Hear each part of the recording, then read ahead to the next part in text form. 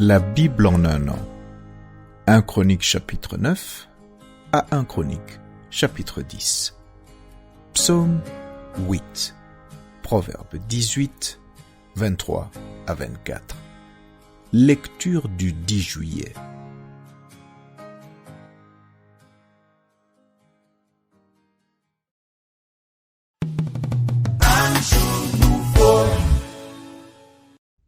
Actes chapitre 27, versets 21 à 44.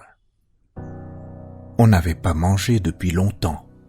Alors Paul, se tenant au milieu d'eux, leur dit : « Ô hommes, il fallait m'écouter et ne pas partir de Crète afin d'éviter ce péril et ce dommage. Maintenant je vous exhorte à prendre courage, car aucun de vous ne périra, et il n'y aura de perte que celle du navire. Un ange du Dieu à qui j'appartiens et que je sers m'est apparu cette nuit et m'a dit : « Paul, ne crains point, il faut que tu comparaisses devant César, et voici, Dieu t'a donné tous ceux qui naviguent avec toi.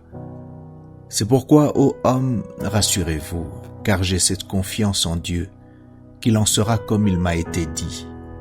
Mais nous devons échouer sur une île. » La 14e nuit, tandis que nous étions ballottés sur l'Adriatique, les matelots, vers le milieu de la nuit, soupçonnèrent qu'on approchait de quelque terre.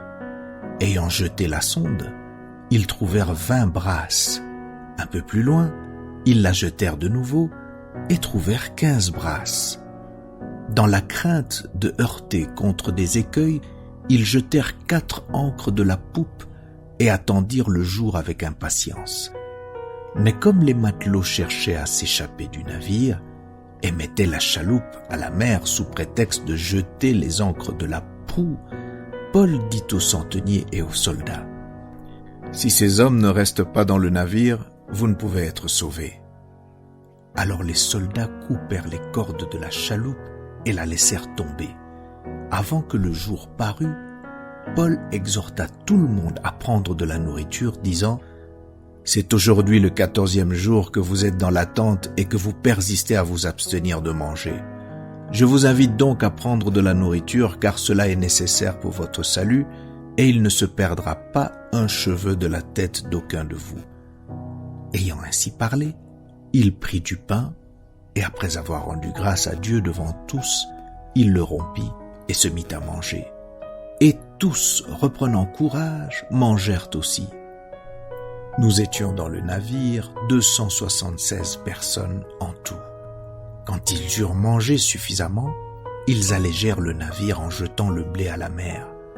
Lorsque le jour fut venu, ils ne reconnurent point la terre, mais ayant aperçu un golfe avec une plage, ils résolurent d'y pousser le navire s'ils le pouvaient.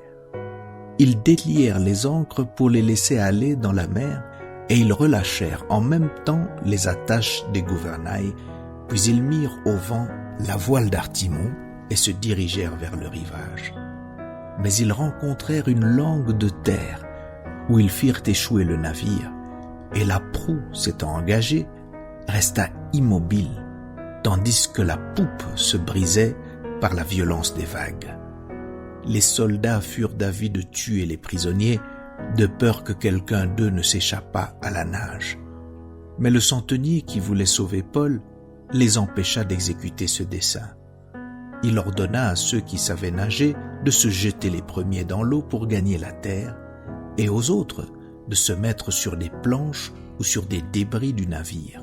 Et ainsi tous parvinrent à terre sains et saufs.